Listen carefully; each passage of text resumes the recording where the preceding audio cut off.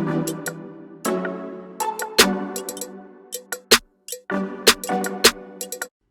morning. I've got an unusual question to ask you, and I'm guessing you've never been asked this question before.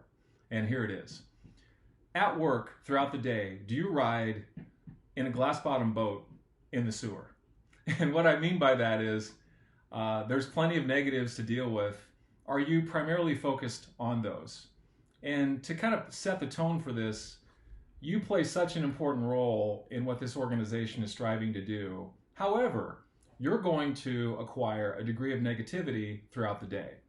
When you think about paying medical bills, most don't get excited and inspired by that opportunity.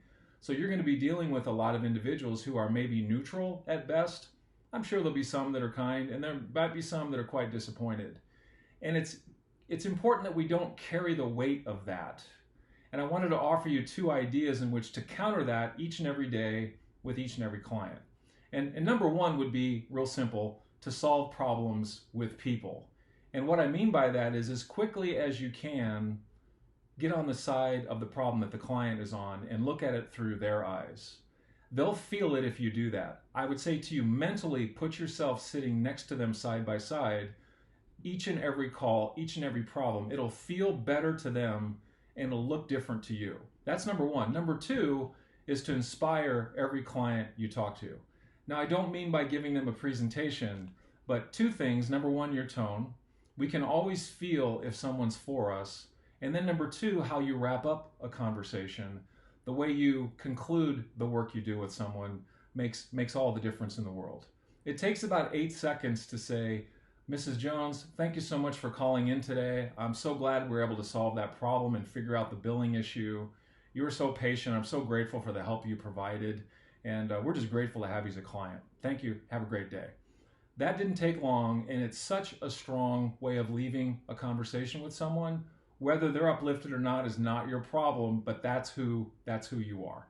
To give you a closing example of that, I was working with an agent, sitting with an agent for about an hour or so, and this was prior to us going home the second time.